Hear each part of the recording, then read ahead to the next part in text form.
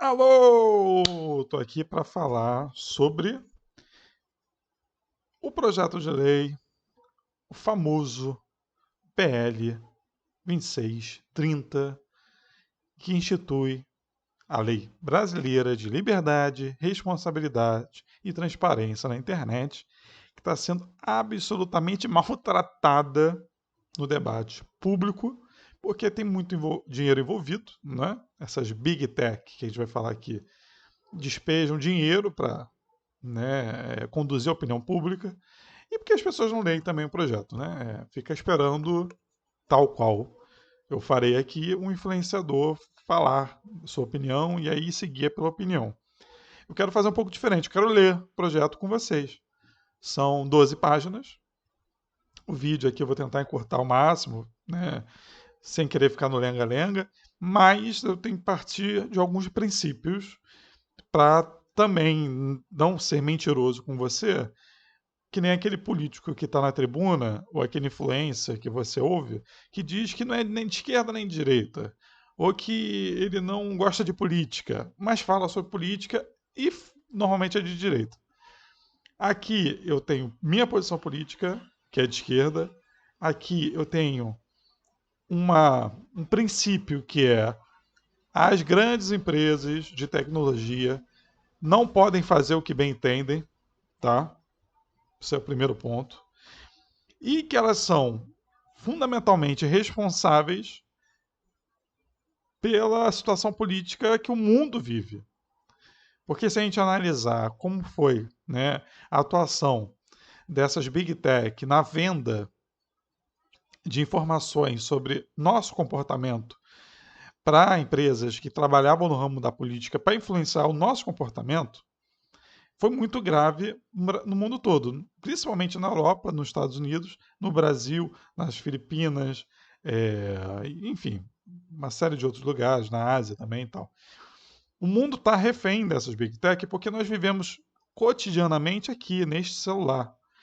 E essas grandes empresas, elas pegam nossa forma de consumir o conteúdo, de se relacionar com o celular, de se relacionar com os aplicativos, elas gravam nossas vozes, elas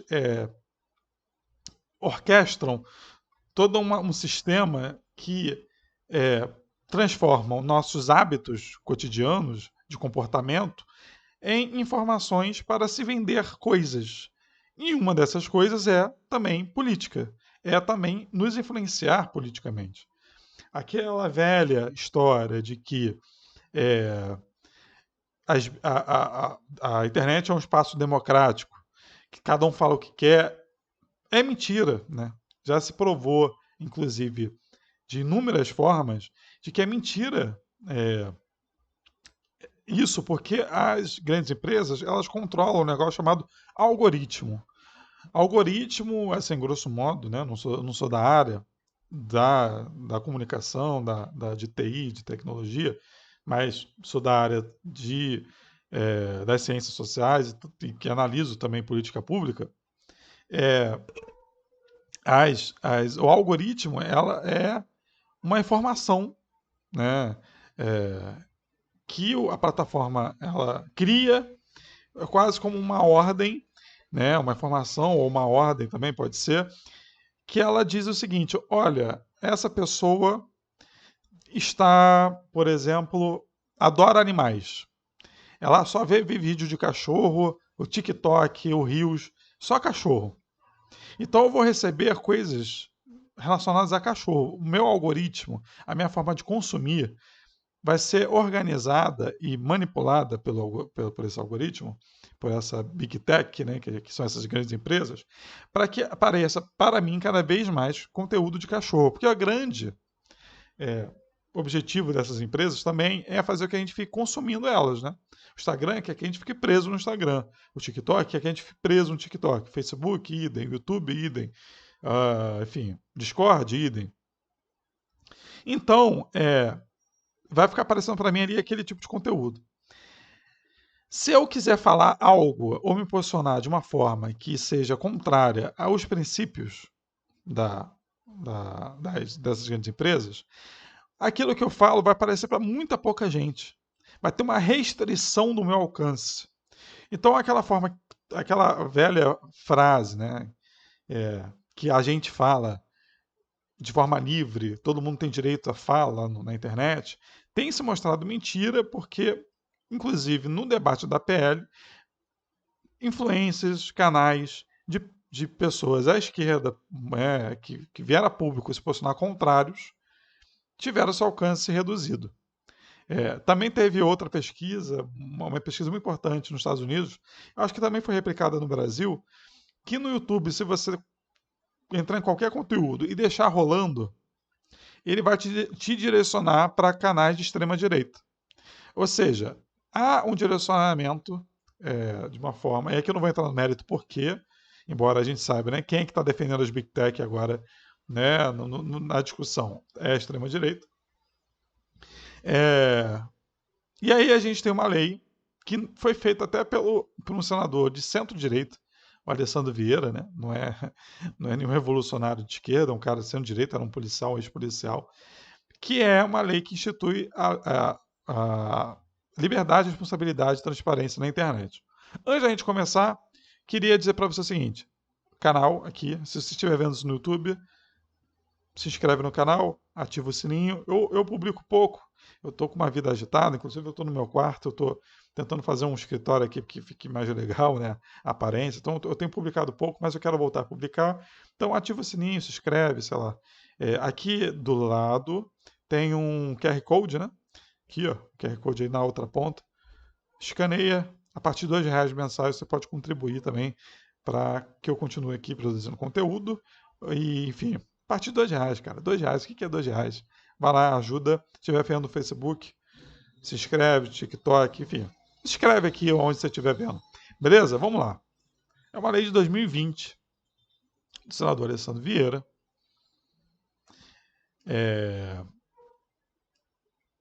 Que aí a gente vai pegar primeiro o capítulo 1 das disposições preliminares e nós vamos ler juntos, tá? E aí eu vou debater os pontos que acho pertinentes. Eu não vou debater ponto a ponto, senão o vídeo vai ficar gigante. Mas eu vou debater os pontos que são pertinentes. Ah, eu não concordo com a sua opinião. Beleza. Mas a lei está na tua cara aqui também comigo. Eu não vou inventar nada do que está escrito. Sabe aqueles parlamentares que estão na tribuna dizer que é censura? Será que é censura mesmo? Vamos ler isso junto. Vou dar mais um zoom aqui, que fica melhor. Isso, boa. Vamos lá. Esta lei estabelece normas, diretrizes e mecanismos de transparência de redes sociais e serviços de mensagem privada através da internet, para desestimular o seu abuso ou manipulação com potencial de dar causa a danos individuais ou coletivos. Beleza. Primeiro input do primeiro artigo. Essa lei não se aplica ao provedor de aplicação que oferta serviço da rede ao público brasileiro com menos de 2 milhões de usuários registrados. Ou seja, são só as Big Techs que serão influenciadas. Para o qual as disposições desta lei servirão de parâmetro para a aplicação de programas de boas práticas, buscando utilizar medidas adequadas e proporcionais no combate à desinformação e na transparência sobre o conteúdo pago. Ou seja, essa lei é uma lei para as Big Tech. Mas se não for uma grande empresa, essa lei servirá de parâmetro também para elas, embora não será com tanto rigor quanto as grandes empresas. O disposto no caput aplica-se o 2, né, segundo caput. O disposto no caput aplica-se mesmo que as atividades sejam realizadas por pessoas jurídicas sediadas no exterior, desde que oferte serviço ao público brasileiro ou pelo menos um integrante do mesmo grupo econômico possua estabelecimento no Brasil. Esta lei se aplica, terceiro caput, inclusive a provedor de aplicação sediada no exterior, desde que oferte serviço ao público brasileiro, ou pelo menos uma integrante do mesmo grupo econômico possui estabelecimento no Brasil. Segundo artigo, o disposto nesta lei deve considerar os princípios e garantias previstos na lei, número tal, que é o Marco Civil da Internet, que também foi uma grande polêmica na época, eu acompanhei também de perto, que é o que esse Marco Civil, aí sim, legisla sobre a disponibilidade de internet, aí no sentido mais do pacote de internet, dos planos de internet para os consumidores brasileiros. Né? Até então não tinha, cada um fazia o que bem entende. Agora A partir de 2018 tem uma lei que garante a disponibilidade, a partir de certos parâmetros, das operadoras de rede e da proteção de dados pessoais, embora, né, ainda seja bastante maleável essa lei, esse marco civil. A Lei Brasileira de Liberdade, Responsabilidade e Transparência Digital na Internet tem como objetivos o fortalecimento do processo democrático por meio do combate à desinformação e do fomento à diversidade de informação na internet no Brasil. Isso é ótimo. Por quê? Há uma narrativa que a extrema-direita tenta impor, que é o seguinte: regulamentação é igual a censura. E não é. Não é mesmo. Primeiro, a censura ela já acontece, mas por parte das big techs. Por quê? Porque elas têm o poder de restringir o alcance daqueles que eles consideram inimigos. Se eu sou um produtor de conteúdo que fale mal, por exemplo, do YouTube, o YouTube vai restringir meu alcance na plataforma. Além disso, o acesso ao pagamento, à remuneração, são questões muito nebulosas. Então, as big techs no Brasil fazem o que bem entende. Eu espero que vocês estejam entendendo quando eu falo big tech, né? São as grandes empresas. Não é o dono da padaria, tá? São empresas de comunicação, grandes empresas, bilionárias, de fundos bilionários, que estão no mundo todo, principalmente nos Estados Unidos e na União Europeia, que tem uma porrada de acionistas que influenciam, o mundo todo. Na China também, né? É importante não esquecer da China nesse debate. Então, regulamentação não é censura. Porque, por exemplo, é igual eu dizer que ao pegar o carro e sair na rua, não precisa código de lei.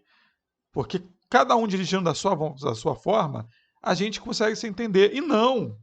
O código de lei de trânsito existe justamente porque é necessário uma regulamentação na nossa vida cotidiana. Porque bom senso não é o que existe, gente. Por favor. Não existe bom senso. Quem tem mínima experiência humana sabe que bom senso não existe. A gente precisa de alguma coisa regulamentando nossas vidas. É triste dizer isso, mas é verdade. E é por isso que existe, por exemplo, o código de trânsito. Né? Quem é que tem preferência num cruzamento? Quem é que tem preferência ao atravessar a rua? Isso não significa que isso me impede de dirigir, mas que melhora o tráfego para todos que estão dirigindo, todos que estão envolvidos com o trânsito. Dito isso, a internet também é, de certa forma, um tráfego de informações. E mais complexo, porque existem coisas ali que a gente não entende muito bem, que são nebulosas, que são ocultas, né? Ocultadas pelas essas grandes empresas. Então, o que a gente está discutindo aqui é regulamentação, não é censura. Né? Ah, mas esse projeto de lei pode abrir margem para censura? Vamos ler. Eu entendo que tudo pode abrir margem para coisas ruins, mas isso não significa que a gente não possa utilizar essas leis para coisas boas também. Eu acho que a forma que está escrita, e a gente vai ler, e aí tira essas conclusões também, deixam poucas margens para as coisas ruins acontecerem. Ah, então é melhor não ter? Não, é melhor ter. É melhor ter e que a gente consiga moldar no caminho. Porque não é mais não dá para a gente admitir mais do que pessoas tomem cloroquina para matar vírus e morram. As pessoas compartilham mentiras como se fosse nada. Eu tenho milhares de histórias, aposto que vocês têm milhares de histórias, de mentiras que vocês receberam no WhatsApp, veem no Facebook, no TikTok. Sei lá, por exemplo, fulano de tal morreu, um artista famoso morreu no TikTok. Esse cara tá vivo. Pô, isso é mentira, isso tem que ser regulamentado. Porque enquanto que é com o outro, é bonito. Mas quando se torna com a gente? Imagine. Então vamos lá. Objetivo também da lei. A busca por maior transparência sobre conteúdos pagos disponibilizados para os usuários. Desencorajar o uso de contas inautênticas para disseminar as informações nas aplicações da internet, também conhecido como robôs ou fakes. Né? São diferentes, mas são contas inautênticas. Artigo 4 para os efeitos dessa lei. Considera-se provedor. Então, quem é que está submetido a essa lei? Né? O artigo 4 vai especificar quem está submetido e o que ela entende pelos conceitos que ela vai determinar. Então, por exemplo, o que é para essa lei provedor de aplicação? Pessoa física ou jurídica responsável por aplicações de internet. Por que ela considera como desinformação? Conteúdo, em parte ou no todo, inequivocamente falso ou enganoso, passível de verificação, colocada fora de contexto, manipulado ou forjado, com potencial de causar danos individuais ou coletivos, ressalvado o ânimo humorístico ou de paródia, ou seja, programas de humor, sátiras não vão ser enquadradas nessa lei. Muito bom, tá bom? Ela considera uma conta qualquer acesso à aplicação de internet concedida entre indivíduos ou grupos que permita a publicação de conteúdo. Conta inautêntica é aquela conta criada ou usada com o propósito de disseminar desinformação ou assumir identidade de terceira pessoa para enganar o público. Disseminadores artificiais. Qualquer programa de computador ou tecnologia empregada para simular, substituir e facilitar a atividade humana de disseminação de conteúdo da aplicação de internet. Boa. Rede de disseminação artificial. Conjunto de disseminadores artificiais cuja atividade é coordenada e articulada por pessoas ou grupos de pessoas, conta individual, governo ou empresas com fim de impactar de forma artificial a distribuição de conteúdo com o objetivo de obter ganhos financeiros e políticos. Conteúdo. São dados ou informações, processadas ou não, que podem ser utilizadas para produção e transmissão de conhecimento em sentido amplo, contidos em qualquer meio, suporte ou formato, compartilhados em uma aplicação de internet, independentemente da forma da distribuição, publicação ou transmissão utilizada pela internet. Conteúdo patrocinado. Qualquer conteúdo criado, postado, compartilhado, oferecido como comentário por indivíduos em troca de pagamento pecuniário, valor estimável em dinheiro. Esse ponto é muito importante de se definir e de se regulamentar, porque a gente recebe conteúdo pago como se fosse gratuito. Isso é um problema, um problema. Inclusive, nesse momento, tem vários influencers escandalizados com a PL, sem dizer o porquê que estão escandalizados, só associam a PL à censura e que a gente sabe que estão recebendo dinheiro, mas não vende a sua opinião como publicidade. Vende como opinião, como uma razão crítica, e não é. Verificadores de fatos independentes, pessoa jurídica que realiza uma verificação, o famoso fact-check, né? Pessoa jurídica que realiza uma verificação criteriosa de fatos de acordo com parâmetros e princípios de lei. Rede social é a aplicação de internet que realiza a conexão entre si de usuários, permitindo a comunicação, compartilhamento e disseminação de conteúdo em um mesmo sistema de informação através de contas conectadas ou acessíveis entre si de forma articulada. E serviços de mensagens privada, provedores de aplicação que prestam serviços de mensagem instantânea, tipo WhatsApp, né? E Telegram, por meio de comunicação interpessoal acessível a partir de terminais móveis com alta capacidade de processamento ou de outros equipamentos digitais conectados à rede, destinados principalmente à comunicação privada entre seus usuários, inclusive os criptografados. Capítulo 2. Da responsabilidade dos provedores de aplicação no combate à desinformação e aumento da transparência da internet. Seção 1. Disposições gerais. São vedados nas aplicações da internet que se trata dessa lei. Contas inautênticas, robôs. Fora. Disseminadores artificiais não rotulados, entendido com aqueles cujo uso não é comunicado ao provedor de aplicação e ao usuário, bem como aqueles utilizados para disseminação de desinformação. Fora. Rede de disseminação artificial que dissemina a desinformação. Esses ecossistemas de mentira. Fora. Conteúdos patrocinados, não rotulados, entendido como aqueles conteúdos patrocinados cuja comunicação não é realizada ao provedor e tão pouco informado no usuário. Como eu acabei de falar, de pessoas que dizem que estão sendo espontâneos, mas estão sendo pagos, terão que ser regulamentados. Boa. Primeiro caput desse artigo. As vedações do caput não implicarão restrição ao livre desenvolvimento da personalidade individual, à manifestação artística e intelectual do conteúdo satírico, religioso, ficcional, literário, qualquer outra parte de manifestação cultural nos termos do artigo 5º, 9º e 220 da Constituição Federal. Os rótulos que se trata nesse artigo devem ser identificados de maneira evidente aos usuários e mantidos, inclusive, com o conteúdo da mensagem for compartilhado, encaminhado ou repassado de qualquer maneira. Inciso 3. O terceiro inciso, dada a natureza complexa e rápida mudança do comportamento inautêntico, Os provedores de aplicação devem desenvolver procedimentos para melhorar as proteções da sociedade contra comportamentos ilícitos, incluindo a proteção contra o uso de imagens manipuladas para imitar a realidade, observado o dispositivo primeiro nesse artigo. Isso é fundamental. Eu vi num debate rápido na Câmara, que é o seguinte, alguns deputados da bancada evangélica dizendo que seriam censurados a partir dessa lei. Não vejo porquê. Inclusive, a lei deixa explícita que manifestações religiosas serão toleradas. Então, assim, é uma verborragia que o povo, infelizmente, o povo aqui, né, como essa categoria abstrata, mas eu vou usar dessa categoria, tem muita dificuldade em ler esse projeto de lei, de entender esse projeto de lei. Então, eles falam o que quer e o povo compra sem entender, sem ler. Então, assim, está escrito que não haverá censura dos religiosos, né? A não ser que sua religião seja para ofender outra pessoa, né? Aí, meu querido, é um abraço, mas aí não depende dessa lei, né? Porque crimes contra ofensa pessoal já é crime, já no Código Penal, há bastante tempo. Quer dizer, a discriminação religiosa, a ofensa, a injúria, o preconceito já são crimes há bastante tempo, né? Seção 2, dever de transparência do provedor de aplicação, ou seja, as Big Tech. Artigo 6º. Os provedores de aplicação de que se trata essa lei devem tornar público em seus sítios eletrônicos em português dados atualizados contendo. Eu estava na frente, né?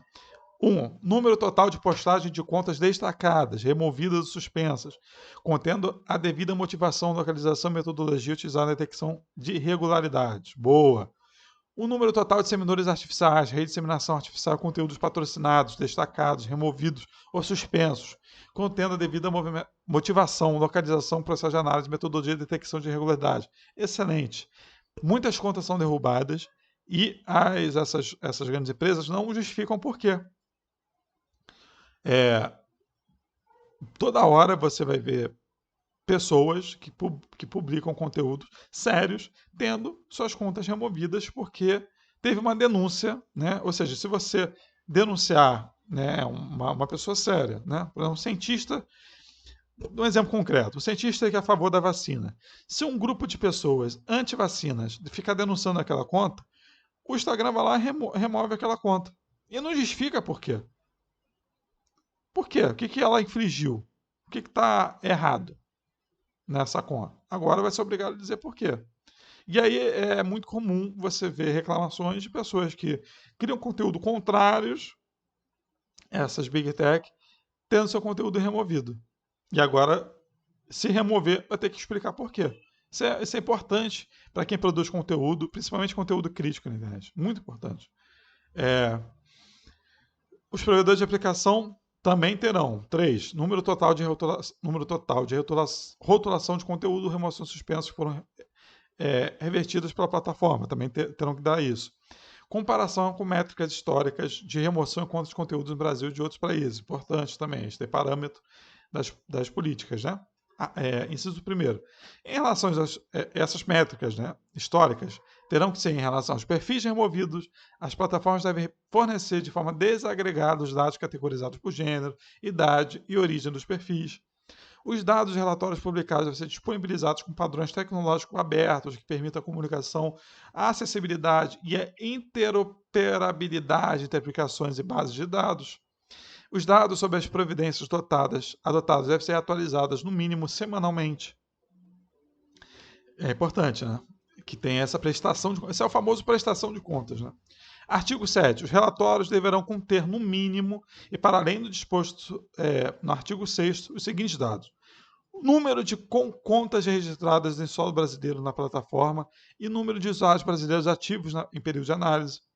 Número de contas inautênticas removidas da rede com classificação do comportamento inautêntico, incluindo a porcentagem de quantas estavam ativas. Número de disseminadores artificiais, conteúdos patrocinados, não registrados no provedor, de aplicações que foram removidas da rede ou tiveram alcance reduzido, com classificação do tipo de comportamento inautêntico, número de visualizações.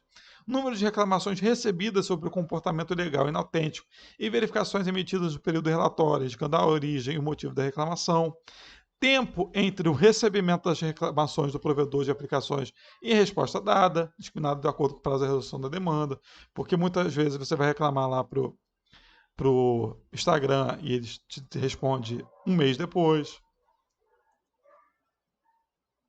Dados relacionados a engajamentos ou interações com conteúdos foram verificados com desinformação, incluindo no mínimo número de visualizações, número de compartilhamento, alcance, número de denúncias, informações sobre pedidos de remoção alterados de conteúdo por pessoas físicas ou jurídicas, incluindo aqueles advindos de entes governamentais, outras métricas relevantes. Estrutura dedicada ao combate. Opa, fiquei em cima. Estrutura dedicada ao combate à desinformação no Brasil em comparação a outros países, contendo um número de pessoal diretamente empregado na análise de conteúdo, bem como outros aspectos relevantes. Em relação ao conteúdo patrocinado, quem pagou pelo conteúdo, qual o público-alvo, quanto foi gasto, uma plataforma de fácil acesso e usuários de pesquisadores. Aí o artigo 1 sobre esse artigo. Perdão. No inciso 1 sobre esse artigo, os relatórios de dados disponibilizados devem apontar a relação entre disseminadores artificiais contra a disseminação de conteúdo, de modo que seja possível a identificação de redes articulada à disseminação de conteúdo.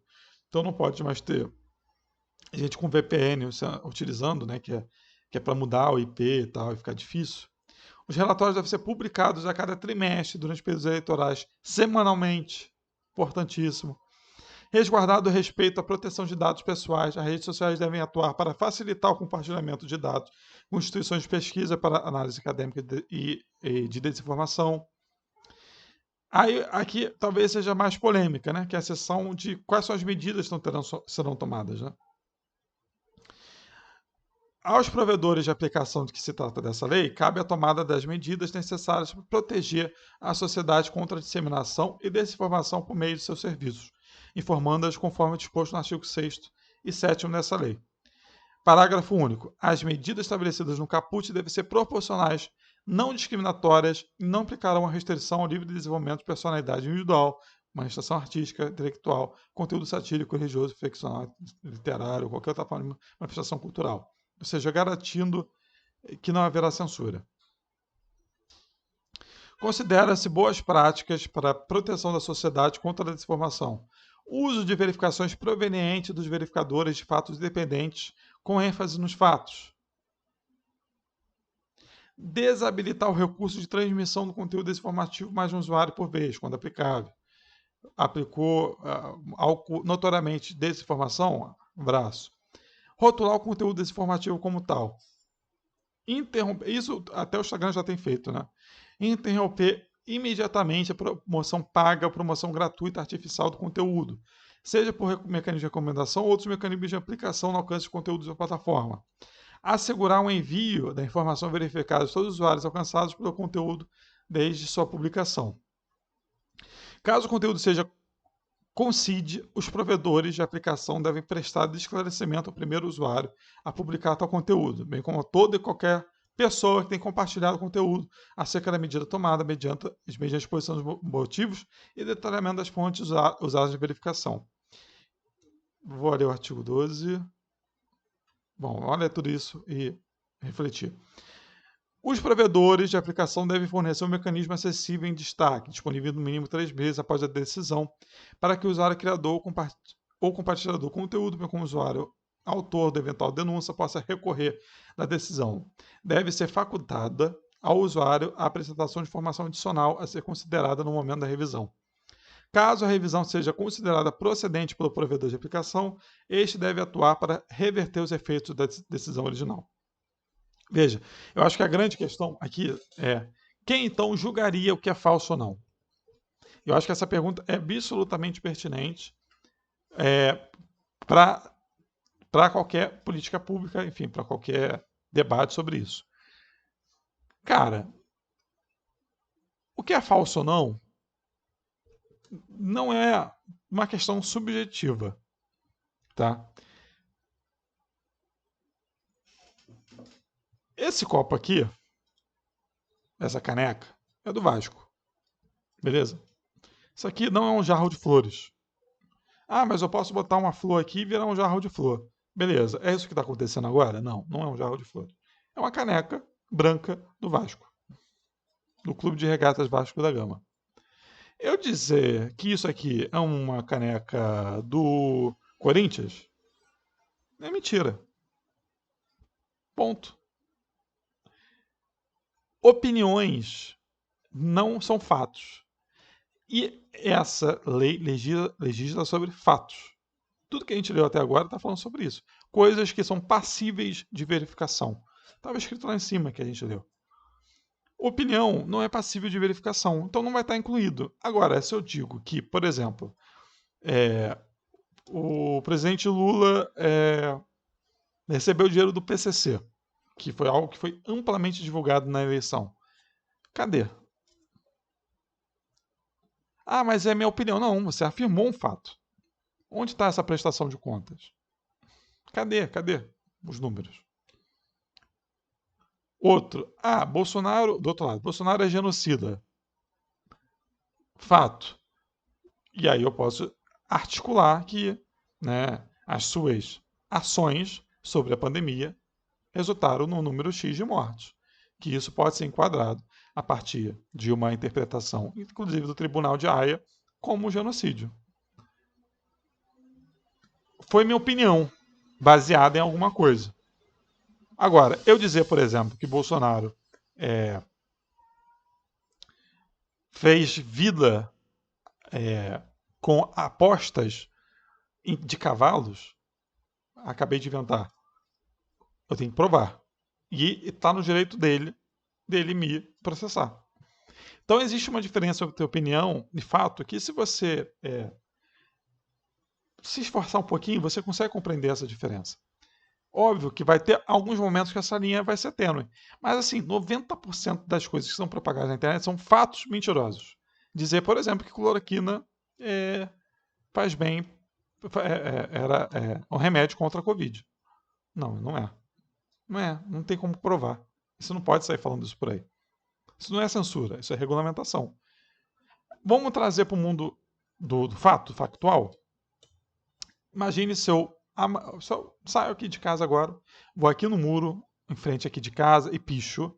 Fulano de tal, nome de um vizinho qualquer, seu João bate na mulher. E picho. São João bate na mulher. Estou afirmando uma coisa. No mundo real, seu João poderia me processar por calúnia. Por honra. Por ataque à sua honra. Por que na internet isso não pode acontecer? Porque na internet as pessoas podem se esconder atrás de um algoritmo, podem falar o que bem entendem. Isso é muito nocivo, muito nocivo. E até agora, pelo que apresenta a lei, está bem claro que não é censura, que é regulamentação. E queria, inclusive, quem acha que é censura, provasse, né, a partir dessa leitura que a gente está fazendo. Dos serviços de mensagem privada. Os provedores de aplicação, aqui no caso, né, principalmente Telegram e WhatsApp, né?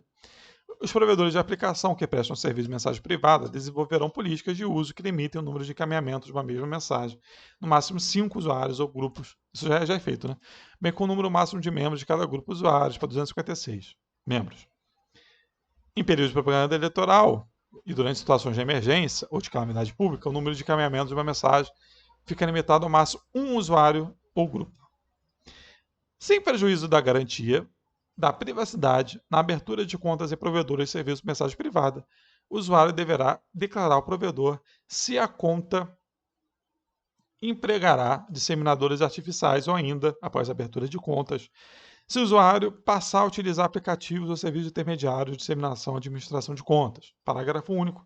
O provedor de aplicação de mensagem privada deverá excluir a conta de usuário que não declarar o uso de disseminadores artificiais caso o volume de movimentação e número de mensagens seja incompatível com o uso humano. O provedor de aplicação de prestar serviços de mensagem privada e que apresente funcionalidade de comunicação de massa, como lista de transmissão, conversa em grupo e assemelhados. Deve requerer permissão do usuário em momento anterior à entrega de mensagem ou inclusão em grupo. A autorização para recebimento de mensagem em massa será por padrão desabilitada. A permissão que se refere ao caput desse artigo é necessária somente na primeira vez que o usuário remetente deseja enviar uma mensagem. O serviço deve fornecer meios acessíveis e destacados para usuários. Retire a permissão concedida previamente.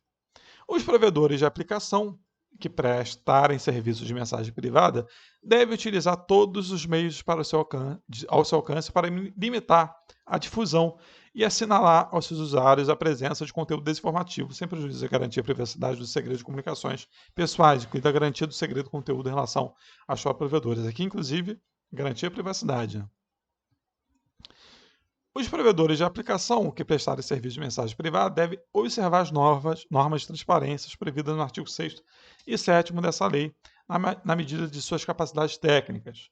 Parágrafo único. A ausência de informações disponibilizadas no termo do caput deve ser acompanhado por justificativa técnica adequada, técnica, não política. As mensagens eletrônicas patrocinadas enviadas por meio de serviços de mensagem privada deverão dispor de mecanismo que permita seu descadastramento pelo destinatário, obrigado ao remetente a providenciar no prazo de 48 horas. Enfim, coisas basilares, né? Transparência em relação ao conteúdo patrocinado. E aí aqui eu queria saber, vamos ver se a gente vai ter uma diferença entre patrocinado e impulsionado, porque isso tem diferença na Meta, né? Na empresa que controla, por exemplo, essa forma de patrocínio, de posicionamento no Instagram e no Facebook. Ela faz essa distinção entre patrocínio e impulsionamento. Vamos ver se tem alguma coisa que fale sobre isso. Com o propósito de garantir a transparência, os provedores de aplicação devem fornecer a todos os usuários, por meio de destaque de fácil acesso, a visualização do histórico de todos os conteúdos patrocinados, com os quais o usuário teve contato nos últimos 6 meses. Com o propósito de garantir transparência, os provedores de aplicação devem exigir que todos os conteúdos patrocinados incluam rotulação que identifique se traz conteúdo pago ou promovido. Então tem também a promoção, né? Imagino eu, que entra também em posicionamento. Identifique o pagador do conteúdo, incluindo intermediários e pagadores de serviço. Direcione o usuário para acessar informações sobre o pagador de conteúdo, seja pessoa física ou jurídica, bem como seus dados de contato. Direcione o usuário para acessar informações de quais as fontes de informação e os critérios utilizados para a definição de público-alvo do conteúdo patrocinado. Inclua dados sobre todos os conteúdos do patrocinador, eles os últimos 12 meses, incluindo aqueles que em execução no momento que receber a propaganda. Artigo 21. Para além das regras e determinações desta lei, propagandas políticas e eleitorais devem respeitar a legislação vigente. Óbvio. Os provedores de aplicação devem requerer aos patrocinadores de conteúdo que confirmem sua identificação e localização, inclusive meio de apresentação de documento de identidade válido. As redes sociais devem tornar público, em plataforma de acesso irrestrito e facilitado, dados sobre esse conteúdo patrocinados ativos e inativos relacionados a temas sociais, eleitorais e políticos. Bom, achei muito raso até. Acho que é uma coisa... essa questão, porque a principal... A gente não vê, né, cara? A gente não vê. Tem uma gama, um colchãozaço de dinheiro circulando via impulsionamento, via patrocínio, que a gente não vê. E é feita de forma completamente aleatória, né? A gente precisa enquadrar isso, porque é aí que está, de fato, né, esses direcionamentos feitas de forma métrica, direcionados a público específico. O que eu quero dizer? Existe uma máquina hoje que você paga, né? Várias máquinas que você pode pagar a essas empresas, que vai fazer aparecer, por exemplo, uma propaganda específica para aquele tipo de usuário. Ou seja, primeiro ela violou a privacidade desse usuário para vender, e depois você vende de novo a propaganda, né? Ela ganha de duas formas, né? O Facebook. Vendendo essa sua informação de você, né? Sua informação de quem é você para essas empresas. Essas empresas criam algoritmos e o Facebook ganha de novo dinheiro com impulsionamento específico para essas pessoas. Uma máquina, né, ela ganha indo e voltando, né? O Facebook ganha indo e voltando. A Meta, enfim, TikTok. É bem sórdido isso. E a gente não tem a menor condição de saber o que está sendo feito, né, hoje. Atuação do poder público. A aplicação da internet de pessoa jurídica e do poder público deve disponibilizar mecanismos acessíveis e destacados para qualquer usuário reportar desinformação. Utilizar as diretrizes de rotulação de conteúdo patrocinados promovido pelo setor público. Parágrafo único. As pessoas jurídicas de que se refere o caput desse artigo são aqueles definidos no artigo 1, Artigo 25. O cumprimento do dever constitucional do Estado na prestação de educação em todos os níveis do ensino inclui a capacitação integrada e outras práticas educacionais para uso seguro, consciente e responsável da internet, incluindo campanhas para evitar a desinformação da internet e promover transparência sobre conteúdos patrocinados. O Estado deve incluir nos estudos que trata artigo diagnóstico sobre a desinformação na internet, transparência de conteúdo patrocinado na internet. A União, Estado, Distrito Federal e municípios devem promover campanhas para servidores públicos sobre a importância do combate à desinformação e transparência de conteúdo patrocinado na internet. Das sanções. Está acabando, né? Tá.